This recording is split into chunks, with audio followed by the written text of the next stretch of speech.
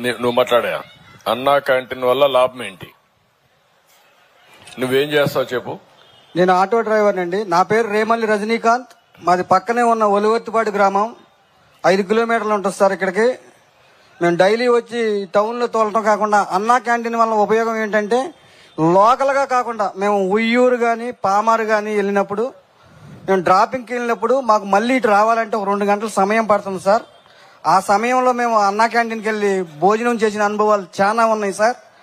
అంతేకాదు సార్, నేను 2017 వరకు ఆటో డ్రైవర్ని సార్. 2017లో ఎస్సీ కార్పొరేషన్ ద్వారా ఓనర్ని అయ్యాను సార్. నేను మన గవర్నమెంట్లోనే సార్. అంతేకాదు సార్, ఆకలి సావులు అన్నది 2020-21లో నేను చాలా చూశాను సార్.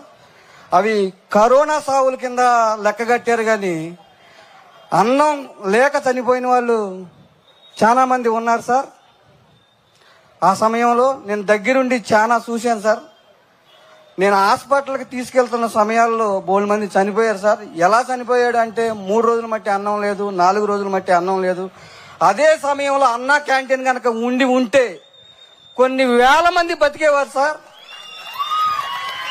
అది నేను చాలా దగ్గర నుండి చూశాను సార్. అది నా బాధ నాకు తెలుసు సార్. మా వాళ్ళే. అదే కాకుండా మేము ఏ ఊరు వెళ్ళినా కానీ, అటు ఏలూరు కిరాయికి వెళ్ళినా కానీ, ఇటు మచిలీపట్నం కిరాయికి వెళ్ళినా కానీ మాకు లేట్ అయిన సమయంలో మేము అన్నా క్యాంటీన్కి వెళ్ళి భోజనం చేసేవాళ్ళం సార్. ఈ నా అన్నా క్యాంటీన్ మీద నాకున్న అనుభవాలు సార్. Thank you. ఇప్పుడు నువ్వు ఆటో తోలుతున్నావు కదమ్మా? అవును సార్. సొంత ఆటోనా? సొంత auto sir. పెట్రోలా డీజిలా? డీజిలే sir. Diesel.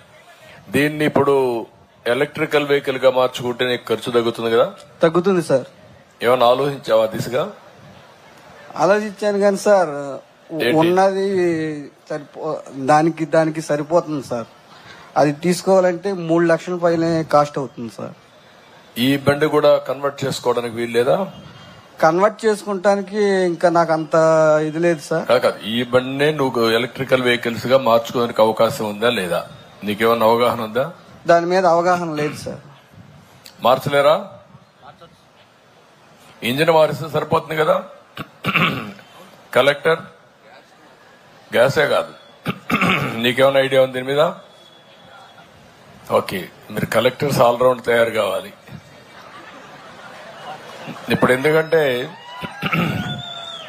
Okay, ఇప్పుడు ఎలక్ట్రికల్ వెహికల్స్ గా కన్వర్ట్ చేసుకుంటే ఆటోమేటిక్ గా నీ కాస్ట్ తగ్గుతుంది, ఖర్చు తగ్గుతుంది, ఆదాయం పెరుగుతుంది. నేను మొట్టమొదటిసారిగా నీ వెహికల్ తోనే స్టార్ట్ చేస్తా.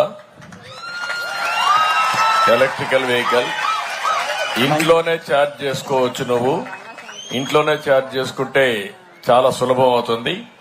నేను ఒకసారి కలెక్టర్కి నువ్వు కలువు, ఏం చేయాలి నేను గైడ్ చేస్తాం, దాని ప్రకారం ముందుకెళ్దాం. Okay sir. కూర్చో.